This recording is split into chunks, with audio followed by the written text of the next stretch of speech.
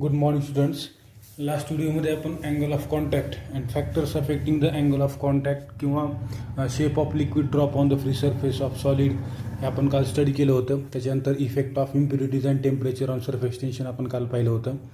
आज आपल्याला पाहायचं आहे excess pressure across the free surface of liquid. म्हणजे याचा अर्थ ज्यावेळेस आपण कुठल्याही लिक्विडचा फ्री सरफेस चॉईस करतो त्यावेळेस त्या ठिकाणी 3 कंडिशन आहेत. जर समजा फ्री सरफेस ऑफ लिक्विड एकदम प्लेन असेल तर त्या ठिकाणचं असणारं जे प्रेशर आहे ते कसं असेल, किंवा समजा फ्री सरफेस ऑफ लिक्विड हा अपवर्ड कॉन्केव असेल तर त्या ठिकाणचं प्रेशर कसं असेल, किंवा फ्री सरफेस ऑफ लिक्विड हा अपवर्ड कॉन्वेक्स असेल तर त्या ठिकाणचं प्रेशर कसं असेल ते आपण याच्यामध्ये 3 डायग्राम थ्रू डिस्कस करणार आहोत. पण त्याच्या अगोदर आपल्याला एक माहीत असलं पाहिजे की लिक्विडच्या फ्री सरफेसवर असणारा प्रत्येक मॉलिक्यूल त्याच्यावरती एक प्रकारचा फोर्स एक्झर्ट होत असतो आणि त्या फोर्सला आपण काय म्हणतो, force due to surface tension. And we know that this force is tangential to the liquid surface at rest. जसं की मी तुम्हाला सांगितलं होतं याच्या अगोदर, ज्यावेळेस आपण free surface of liquid choice केला जो रेस्ट पोझिशनला आहे त्याच्यावरती जर आपण इमॅजिनरी लाईन ड्रॉ केली त्याच्यावरती जेवढे काही मॉलिक्युल्स आहेत त्या प्रत्येक मॉलिक्यूलवरती एक प्रकारचा फोर्स एक्झर्ट होतो जो त्या फ्री सरफेस ऑफ लिक्विडला कसा असेल, टँजेन्शियल असेल आणि तो बोथ डायरेक्शनला असेल. म्हणजे समजा इथे एक मॉलिक्यूल आहे तर या डायरेक्शनला जेवढा फोर्स आहे तेवढाच मॅग्निट्यूडचा फोर्स या डायरेक्शनला देखील असतो. तसंच सिमिलरली समजा आणखीन एक मॉलिक्यूल घेतला याच्यावर देखील या डायरेक्शनला फोर्स असेल तर तसंच फोर्स या डायरेक्शन देखील असतो. असे नंबर ऑफ मॉलिक्युल्स तुम्ही या इमॅजिनरी लाईनवरती चॉईस केले तर तुम्हाला एक दिसेल की प्रत्येक मॉलिक्यूलवरती एक प्रकारचा सरफेस टेन्शनमुळं ॲक्ट होणारा फोर्स तुम्हाला पाहायला मिळेल. त्यामुळं फ्री सरफेस ऑफ लिक्विड हे एका स्ट्रेच्ड इलॅस्टिक मेम्ब्रेनसारखं बिहेव करते. हे याच्या अगोदर आपण पाहिलेलं आहे. तसं या ठिकाणी जर समजा लिक्विड सरफेस हा कर्व्ड असेल तर त्या ठिकाणी असणारं जे एक्सेस प्रेशर आहे किंवा जास्तीचं प्रेशर आहे ते कुठल्या बाजूला असतं, आणि प्लेन सरफेस असेल तर दोन्ही बाजूला प्रेशर किती असतं ते आपण याच्यामध्ये स्टडी करणार आहोत. मग सर्वात पहिल्यांदा आहे प्लेन लिक्विड सरफेस.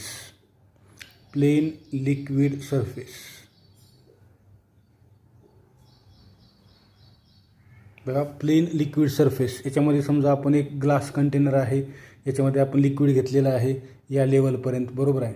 हा जो सरफेस आहे वॉटर सरफेस समजा हा कसा एकदम प्लेन आहे. आणि तर या ठिकाणी 2 पॉईंट चॉईस केले. एक आहे above the plane surface A आणि दुसरा आहे just below the plane surface B. काय म्हणलं, परत एक वेळ सांगतो, एक कंटेनर आहे, या कंटेनरमध्ये आपण काय केलेलं आहे, वॉटर किंवा कुठल्याही प्रकारचं लिक्विड घेतलेलं आहे त्याच्या टॉप लेवलपर्यंत, बरोबर आहे. हा जो सरफेस तुम्हाला या ठिकाणी मिळतो याला म्हणायचं प्लेन सरफेस. याच्या वर आणि खाली आपण काय केले, 2 पॉईंट चॉईस केले, ए आणि बी. तर इथं जर आपण पाहिलं तर बी हा जो पॉईंट आहे, बी हा पॉईंट कसा आहे, इनसाइड द लिक्विड आहे. त्याच्यामुळे याच्यावरती जो एक्झर्ट होणारा टँजेन्शियल फोर्स आहे या पद्धतीनं हा कसा असेल, ऑल डायरेक्शननं सेम असेल. त्याच्यामुळे याच्यावरती एक्झर्ट होणारा रिझल्टंट फोर्स हा कसा होईल, इक्वल अँड अपोजिट असल्यामुळे एकमेकाला कॅन्सल करेल. आणि बी या मॉलिक्यूलवरती एक्झर्ट होणारा नेट फोर्स हा कसा असेल, 0 असेल. त्यामुळे जे काय प्रेशर असणार आहे ते कुणामुळे असणार आहे, या ठिकाणच्या फोर्समुळे असणार आहे. म्हणजे याचा अर्थ ॲटमॉस्फेरिक प्रेशर असणार आहे. म्हणजे इथं आपण काय म्हणू शकतो, ए आणि बी या दोन्ही पॉईंटला प्रेशर कसं आहे, सेम आहे. फक्त आपल्या याच्यात लक्षात काय ठेवायचं आहे की ज्या वेळेस आपण प्लेन सरफेस कन्सिडर करतो लिक्विडचा, आपण प्लेन फ्री सरफेस लिक्विडचा फ्री सरफेस आपण कन्सिडर करतो त्यावेळेस त्याच्या अबाव अँड बिलो हे प्रेशर कसं असेल, सेम असेल, किंवा त्या ठिकाणचा येणारा जो प्रेशर डिफरन्स आहे तो कसा असेल, 0 असेल. म्हणजे याचा अर्थ pressure at point A is equal to pressure at point B असं म्हणू शकतो. आणि दोघांमधला जो डिफरन्स येणार आहे हा कसा असतो, 0 असतो. हा कसा असतो, 0 असतो. जेवढं प्रेशर ए पॉईंटला आहे तेवढंच प्रेशर बी पॉईंटला आहे. या दोघांमधला प्रेशर डिफरन्स 0 आहे आणि दोन्ही ठिकाणचं प्रेशर हे सेम आहे. बघा, परत एक वेळ सांगतो, या दोन्ही ठिकाणचं प्रेशर हे सेम आहे, 0 नाही. या दोन्ही ठिकाणचं प्रेशर सेम आहे, 0 नाही, पण दोघांमधला येणारा डिफरन्स हा 0 आहे. म्हणजे या ठिकाणचं एक्सेस प्रेशर म्हणजे डिफरन्स इन प्रेशर कसं आहे, 0 आहे, पण दोन्ही ठिकाणचं प्रेशर सेम आहे. हे आपल्याला माहीत असलं पाहिजे. जर प्लेन सरफेस असेल तर असं पॉसिबल आहे. कुठल्याही प्रकारचं लिक्विड असू द्या त्याच्या अबाव अँड बिलो प्रेशर कसं असेल, सेम असेल. आता याच्यानंतर सेकंड आहे कॉन्व्हेक्स लिक्विड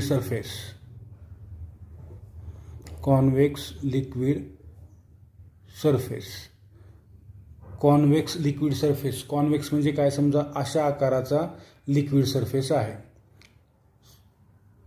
अशा आकाराचा लिक्विड सरफेस आहे. हा फ्री सरफेस ऑफ लिक्विड आहे जो मी आता ड्रॉ केला आहे.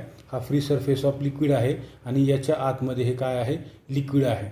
बरोबर आहे. अशा पद्धतीचा जर समजा फ्री सरफेस ऑफ लिक्विड असेल तर आपल्याला माहीत आहे की त्या ठिकाणचा जो फोर्स आहे, force due to surface tension, this force is always tangent to the free surface of liquid. हे मी तुम्हाला सुरुवातीला सांगितलेलं आहे की सरफेस टेन्शनमुळं ॲक्ट होणारा जो फोर्स आहे हा कसा असतो, तर त्या लिक्विडच्या फ्री सरफेसला टँजंट असतो.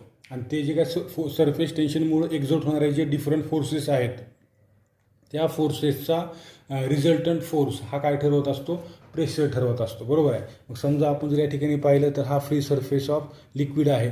याला टँजंट कशी येईल, या डायरेक्शनला येईल. तसंच या डायरेक्शनला टँजंट कशी येईल, अशी येईल. बरोबर आहे. आणि या दोन्ही फोर्सेसची रिझल्टंट फोर्स किंवा दोन्ही टँजंट्सची रिझल्टंट म्हणजे हे दोन काय आहेत, फोर्सेस आहेत. सरफेस टेन्शनमुळं ॲक्ट होणारे हे दोन फोर्सेस आहेत. या दोघांचा पण रिझल्टंट फोर्स हा कसा असेल, व्हर्टिकली डाऊनवर्ड डायरेक्शनला असेल. आणि वरच्या बाजूचं ॲटमॉस्फेरिक प्रेशर इथं ए पॉईंट आहे, खाली बी पॉईंट आहे. लक्ष द्या, परत एक वेळ सांगतो. आपण जो लिक्विडचा सरफेस कन्सिडर केलेला आहे तो कॉन्व्हेक्स आहे. बरोबर आहे. कॉन्व्हेक्स म्हणजे ही वरची बाजू कॉन्व्हेक्स आणि आतमधली बाजू कॉन्केव, हे आपल्याला माहीत असलं पाहिजे. आतमधला पार्ट हा कॉन्केव आणि बाहेरचा पार्ट जो आहे तो कॉन्व्हेक्स. बरोबर आहे. मग आता या ठिकाणी इथं वरच्या बाजूला ॲटमॉस्फेरिक प्रेशर आहे. हे बी म्हणजे या ठिकाणी लिक्विड आहे. आता लिक्विडच्या आतमध्ये प्रेशर किती आहे ते आपण पाहत आहोत. मग त्यासाठी मी काय सांगितलं होतं तुम्हाला, सरफेस टेन्शनमुळं त्या ठिकाणी जे फोर्सेस एक्झर्ट होतात ते फोर्सेस टँजंट असतात लिक्विडच्या फ्री सरफेसला. म्हणून आपण या ठिकाणी टँजंट फोर्सेस ड्रॉ केले. या दोन्ही फोर्सेसचा रिझल्टंट फोर्स आपल्याला माहीत आहे कुठे येतो, या व्हर्टिकल डाऊनवर्ड डायरेक्शनला, that is into the interior of liquid येईल. बरोबर आहे. मग आपण जर इथं पाहिलं तर वरच्या बाजूनं जे ॲटमॉस्फेरिक प्रेशर आहे ते याच डायरेक्शनला आहे आणि या दोन फोर्सेसचा रिझल्टंट फोर्स देखील याच डायरेक्शनला आहे. त्यामुळे या डायरेक्शनला प्रेशर काय झालं, इन्क्रीज झालं.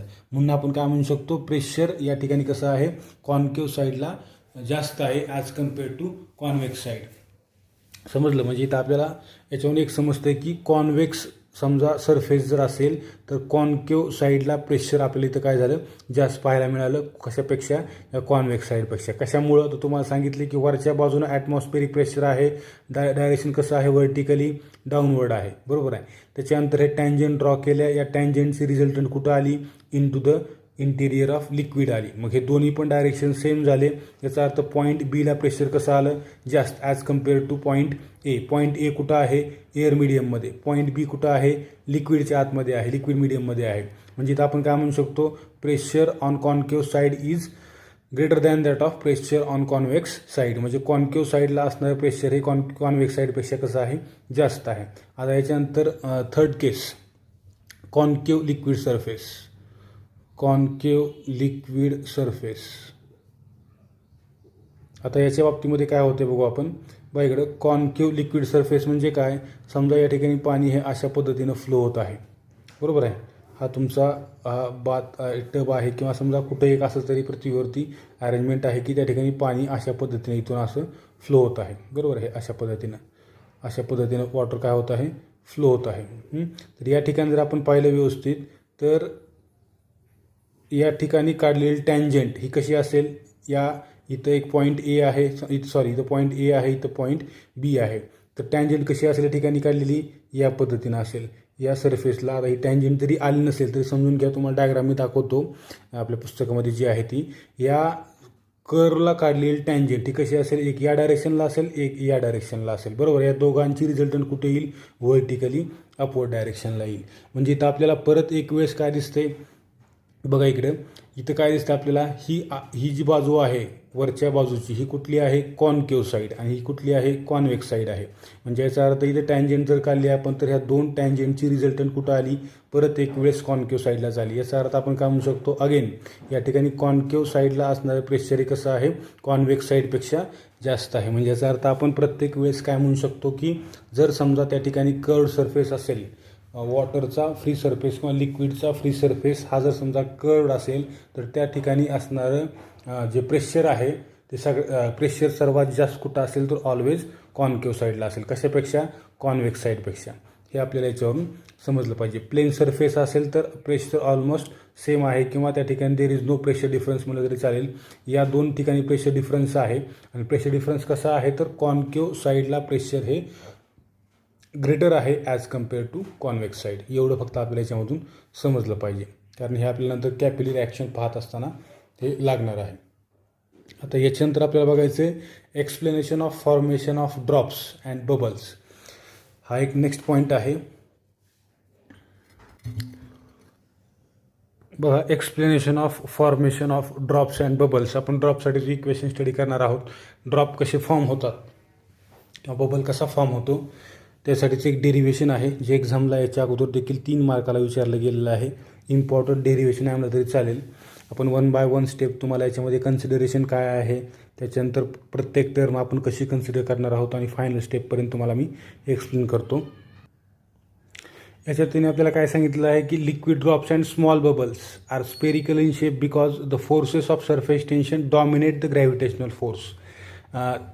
लिक्विड ड्रॉप किंवा कुठलाही बबल हा स्वतःचा शेप हा स्पेरिकलच ठेवतो किंवा त्याचा शेप डॉमिनेट होत नाही. म्हणजे काय, तो समजा ड्रॉप लगेच बिघडला किंवा फुटला किंवा तो बबल लवकर फुटला असं होत नाही. आपण काय करतो, बऱ्याच वेळा सोप सोल्युशनमध्ये अशा प्रकारची जी सर्क्युलर रिंग आहे ते आपण डीप करतो आणि याच्यामध्ये आपण जर फुंकर मारली तर पुढच्या बाजूला आपल्याला बबल तयार झालेले पाहायला मिळतात आणि बऱ्याच वेळासाठी त्यांचा आकार हा हवेमध्ये हा स्पेरिकलच राहताना आपल्याला दिसायला मिळतो. लगेच असं होत नाही की ते गेले आणि लगेच फुटले, बरोबर आहे. बराच वेळ त्यांचा शेप हा स्पेरिकल राहतो आणि ठराविक कालावधीच्या नंतर मग ते काय होतात, त्यांचा फुटतात म्हणलं तरी चालेल किंवा त्यांचा शेप हा स्पेरिकल राहत नाही, बरोबर आहे. याचं रिझन काय आहे तर त्या ठिकाणी असणारे या बबलच्या किंवा ड्रॉपच्या आतमध्ये असणारं जे एक्सेस प्रेशर आहे, जास्तीचं प्रेशर आहे, ते प्रेशर ह्या बाहेरच्या रिझल्टंट एक्सटर्नल फोर्सला आणि ग्रॅव्हिटेशनल फोर्सपेक्षा कसं आहे, जास्त आहे. त्याच्यामुळं लिक्विड ड्रॉप किंवा बबल हा स्वतःचा शेप लवकरात लवकर सोडत नाही किंवा त्यांचा शेप हा जास्त काळासाठी स्पेरिकल राहतो. बघा, आता आपल्याला काय करायचं आहे तर एक्सेस प्रेशर इनसाइड लिक्विड ड्रॉपच्या आतमध्ये असणारं जे जास्तीचं प्रेशर आहे त्याच्यासाठीचं आपल्याला इक्वेशन काय करायचं आहे, डिराईव्ह करायचं आहे. मग बघा, आता आपण सुरुवातीला कन्सिडरेशन आणि डायग्राम आपल्याला समजून घेणं गरजेचं आहे. जसं जसं कन्सिडरेशन मी तुम्हाला सांगतो तसं तसं आपण डायग्राम ड्रॉ करू. काय आहे बघा, सुरुवातीला त्यांनी काय म्हणलं आपल्याला, कन्सिडर स्पेरिकल ड्रॉप. एक आपण स्पेरिकल ड्रॉप कन्सिडर केला. हा स्पेरिकल ड्रॉप आपण या ठिकाणी कन्सिडर केला. ड्रॉपसाठीचं इक्वेशन वेगळं आहे, बबलसाठीचं इक्वेशन वेगळं आहे. आपण ड्रॉपचं बघत आहोत. ड्रॉप आणि बबल याच्यामध्ये कन्फ्युजन करू नका. ड्रॉपच्या आतमध्ये पूर्णपणे लिक्विड भरलेलं असेल आणि बबलच्या आतमध्ये पूर्णपणे एअर असेल, हवा असेल, बरोबर आहे. हा ड्रॉप आहे. वॉटर ड्रॉप घ्या किंवा कुठल्याही लिक्विडचा ड्रॉप घ्या जो कसं आहे स्पेरिकल इन शेप आहे, बरोबर आहे. याच्यानंतर आपण काय कन्सिडर केलं, let PI be the inside pressure and PO be the outside pressure. या ठिकाणी आपण 2 प्रेशर कन्सिडर केले, एक PI आणि दुसरं PO. PI म्हणजे काय, इनसाइड प्रेशर, आणि PO म्हणजे काय, आउटसाइड प्रेशर. आता बघा, we know that as the drop is spherical in shape therefore the pressure inside the drop is greater than that of pressure outside the drop. असं का बरं म्हणलं आपण, कारण आत्ता जे आपण स्टडी केलं होतं की कॉन्केव सरफेसच्या बाबतीमध्ये किंवा pressure on concave side is always greater than that of pressure on convex side. ही बाहेरची बाजू आहे कॉन्वेक्स आणि आतमधली बाजू आहे कॉन्केव. तर आपल्या काय दिसतं की कॉन्केव साईडला प्रेशर हे सर्वात जास्त आहे. तुम्ही मग अशा पद्धतीनं काढा किंवा अशा पद्धतीने काढा, कॉन्केव साईडला प्रेशर जास्त आहे. आपण जर या टोटल या स्पिअरचा समजा एक आर्क आपण चॉईस केला तर याच्यामध्ये आपल्याला काय दिसेल की प्रेशर हे आतमधल्या बाजूला जास्त आहे as compare to pressure outside the drop. त्याच्यामुळे इथं आपण काय म्हणलं, या ठिकाणचं जे एक्सेस प्रेशर आहे ते आपण कसं काढू शकतो, PI मायनस PO. हे काय आहे, एक्सेस प्रेशर आहे. एक्सेस प्रेशर हे इनसाइड, हे आउटसाइड. इनसाइड जास्त आहे आउटसाइडपेक्षा, त्यामुळे एक्सेस प्रेशर किती आलं, एवढं आलं. आता या ठिकाणी जर पाहिलं आपण इथं जे एक्सटर्नल फोर्सेस ॲक्ट होणार आहेत किंवा हे जे काय इनसाइड आतमधल्या बाजूला प्रेशर आहे, या आतमध्ये असणाऱ्या प्रेशरमुळं काय होईल, या लिक्विडची साईज, लिक्विड ड्रॉपची जी साईज आहे ती थोडी काय होईल, इन्क्रीज होईल. म्हणजे याचा अर्थ त्याची रेडियस समजा सुरुवातीला R होती तर त्या रेडियसमध्ये थोडा चेंज होईल आणि त्या लिक्विड ड्रॉपची साईज एवढी झाल्यामुळं त्याच्या रेडियसमधला जो चेंज आहे तो असा असेल R + Δr. Initial radius R होती, final radius R plus delta R एवढी झाली. बघा मी काय सांगितलं, परत एक वेळ सांगतो.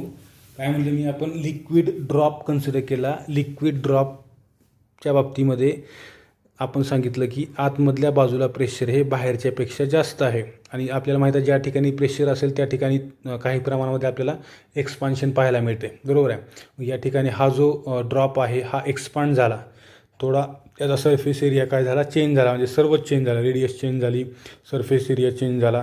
याची इनिशियल रेडियस आर होती आणि फायनल रेडियस किती झाली, आर प्लस डेल्टा आर. परंतु या ठिकाणी जर पाहिलं आपण तर delta R is very very small, म्हणजे डेल्टा आर हा जो चेंज आहे हा खूप कमी आहे.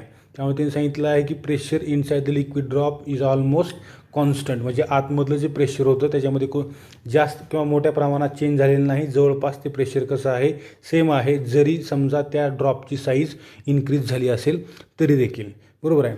आता याच्यानंतर बघा इकडे आपण या 2 रेडियस आहेत, या 2 रेडियसवरून आपण 2 सरफेस एरिया त्या ठिकाणी कॅल्क्युलेट करू शकतो. इथं आपण initial surface area of drop, त्या ड्रॉपचा सुरुवातीचा सरफेस एरिया A1 आणि फायनल A2. मग A1 कसा काढायचा तर आपल्याला माहीत आहे A1 is equal to 4πr². हा सरफेस एरियाचा फॉर्म्युला आहे इन केस ऑफ स्पियर, बरोबर आहे.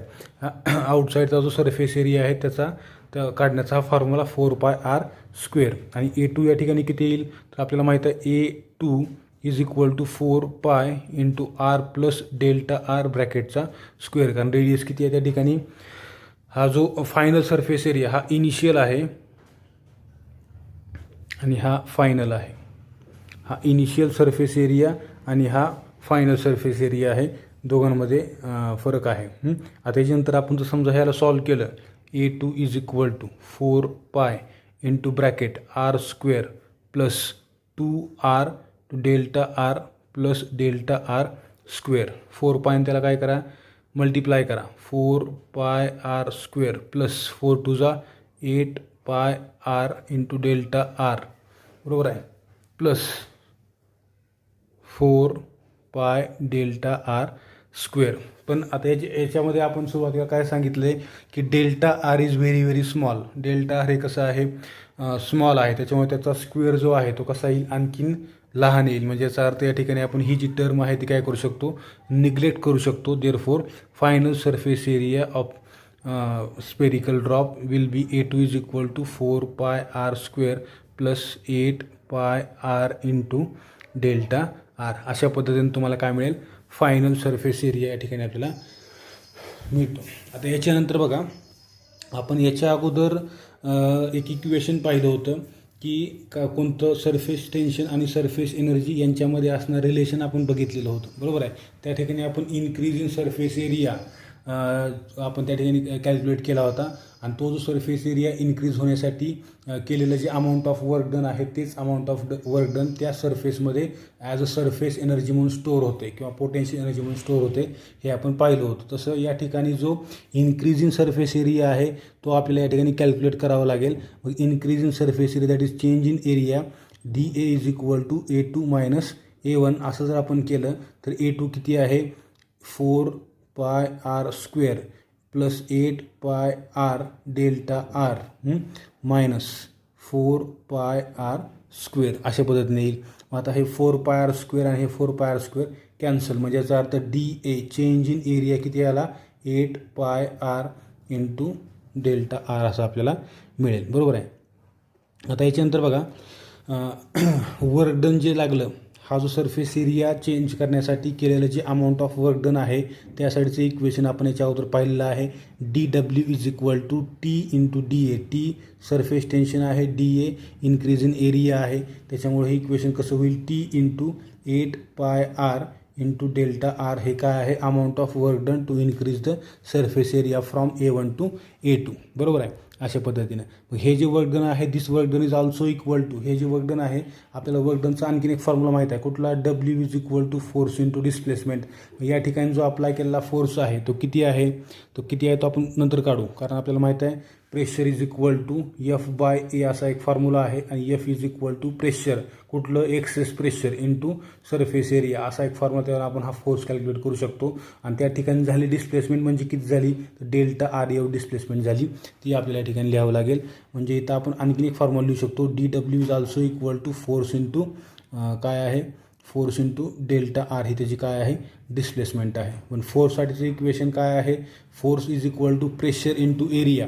प्रेशर किती आहे P I minus P O into area किती आहे सरफेस एरिया किती एरियावरती एक्झर्ट झालं हे प्रेशर तर 4 पाय आर स्क्वेअर एवढ्या एरियावरती ते प्रेशर एक्झर्ट झालेलं आहे. मग इथं आपण जर दोन इक्वेशनचा यूज केला ह्या इक्वेशन लेफ्ट साईड इक्वल आहे ह्या पण इक्वेशन लेफ्ट साईड इक्वल आहे राईट साईड ऑल्सो इक्वल. त्यामुळं कसं होईल ते इक्वेशन बघा इकडं T into 8 pi R into delta R is equal to force. Force किती आहे P I minus P O into 4 pi R square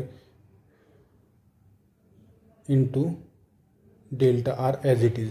या ठिकाणी डेल्टा आर कॅन्सल हे पाय अँड पाय गेट कॅन्सल 4 2 जा 8 बरोबर आहे. हे आर आणि इथला स्क्वेअर कॅन्सल त्यामुळं आपल्याला P I minus P O काढायचं असेल तर काय होईल P I minus P O या ठिकाणी ठेवलं याला इकडे घेऊन या काय राहिलं 2t डिवाइड बाय इथे काय राहिलं फक्त आर. हे तुम्हाला काय मिळालं दिस इज द इक्वेशन और this equation gives the excess pressure inside a drop. ह्यालाच म्हणतो आपण this equation is also called as Laplace's law of spherical membrane. ठीक आहे. अशाच पद्धतीने तुम्ही बबलच्या बाबतीमध्ये देखील कॅल्क्युलेट करू शकता. फक्त बबलच्या बाबतीमध्ये जो चेंज इन एरिया येणार आहे जो आपण या ठिकाणी कॅल्क्युलेट केला 8 pi R into delta R हा फक्त कसा येईल 2 times 8 pi R into delta R असा येईल. का बरं कारण इन केस ऑफ बबल आतमधल्या बाजूला देखील एअर मिडियम आहे आणि बाहेरच्या बाजूने देखील एअर मिडियम आहे त्याच्यामुळं फ्री सरफेसेस याला 2 आहेत आतमधल्या बाजूने एक आहे आणि बाहेरच्या बाजूने एक आहे.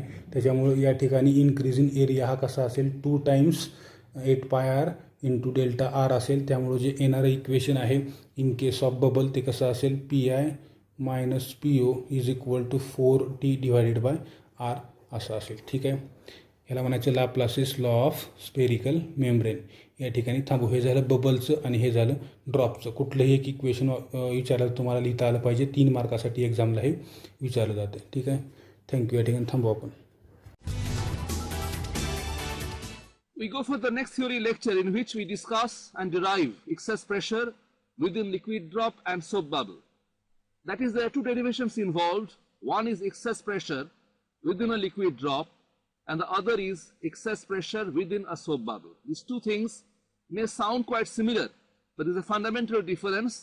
A liquid drop is a solid sphere, while a soap bubble is a spherical shell with a thin wall and an empty or air-filled space inside. Therefore, there will be some difference in treatment and the end results also, as we shall see in a short time.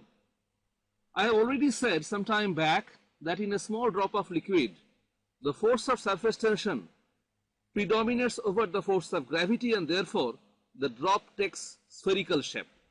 But what prevents the surface area of the liquid to contract further is the excess pressure that builds up within the drop. And to get an expression for that, we shall consider this magnified view of a spherical drop of liquid of radius say capital R. This is the center of this spherical liquid drop, and suppose the pressure inside this liquid drop is P, or the external pressure is atmospheric pressure, that is PA.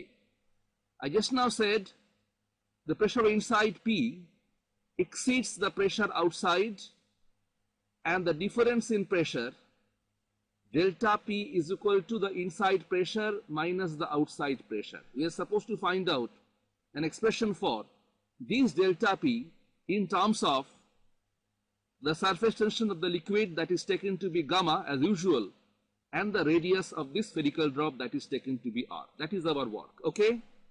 So we shall divide this liquid drop in imagination by a vertical plane passing through its center. This is the white outline of this imaginary vertical plane passing through center and dividing this liquid drop into two equal halves, that is in two equal hemispheres as I am showing separately. Remember, this is all done in imagination. And since the liquid drop as a whole is in equilibrium, it follows that either hemisphere must also individually be at equilibrium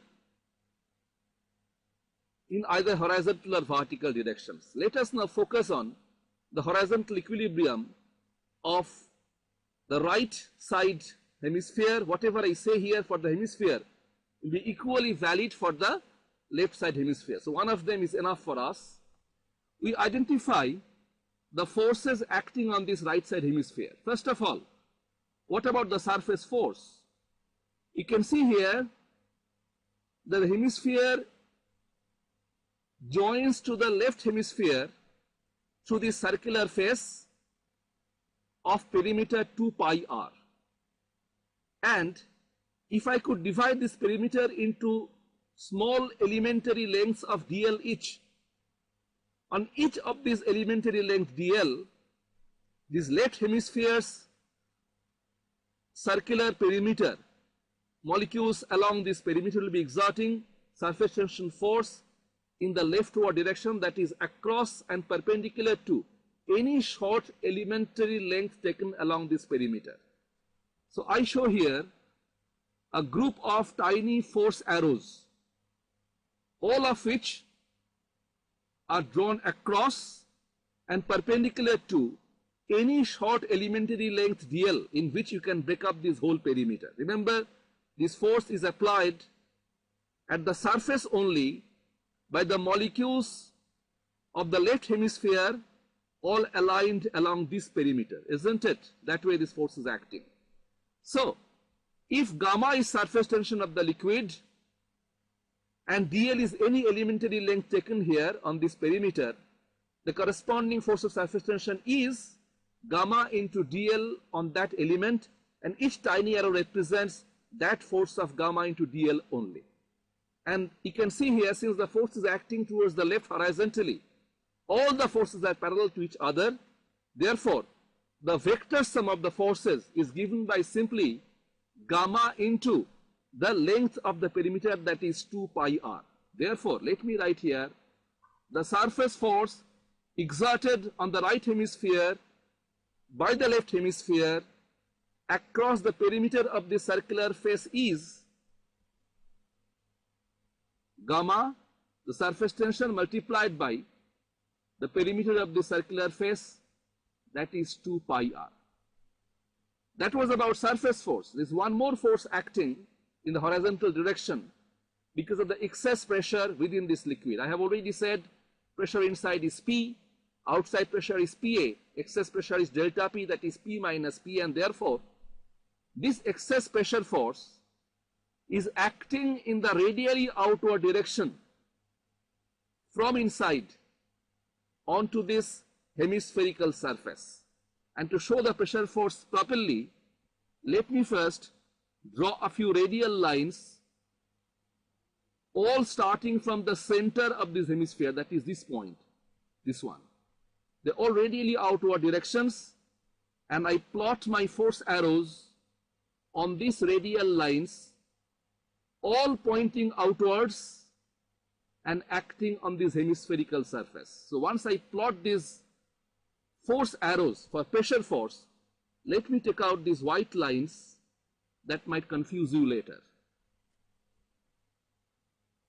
So back with a cleaner screen and referring to my figure once again, I was telling you that these radially outward forces are standing for the pressure force. What you do is that this hemispherical surface is broken down in imagination into small tiny areas of say dA each, and if excess pressure is delta P, that is P minus PA, on each of these tiny areas pressure force is acting of magnitude delta P into dA, dA being the area into consideration.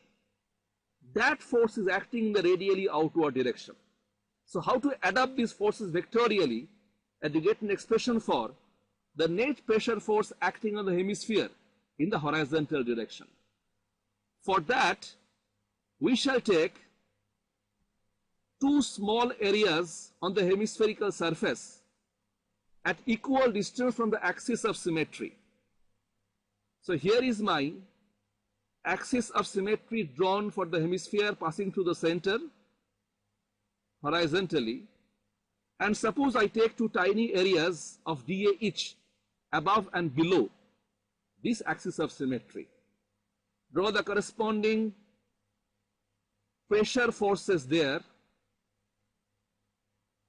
Well, if delta P is the excess pressure acting outwards, delta P into the area concerned, that is dA, the magnitude of the force here also, delta P is the pressure difference, multiply this by the area concerned, that is dA, same magnitude but different directions. So I resolve these pressure forces into their respective components as I am showing, and you can see easily that by symmetry that the components of these two forces acting perpendicular up and down. Hello students, you got a glimpse of our video lessons through this small lecture. We have hundreds of lectures like this one covering various topics of advanced school level and intermediate physics in our website. They are exhaustive and often accompanied by elaborate diagrams to make concepts even clearer. They are taught with passion and sometimes with a bit of fun. So, at the end of the lesson, you have a commanding grip on the subject and you are ready for the board and competitive exams. Subscribe at physicsacademyonline.com to access video lectures of highest standard on various topics of physics.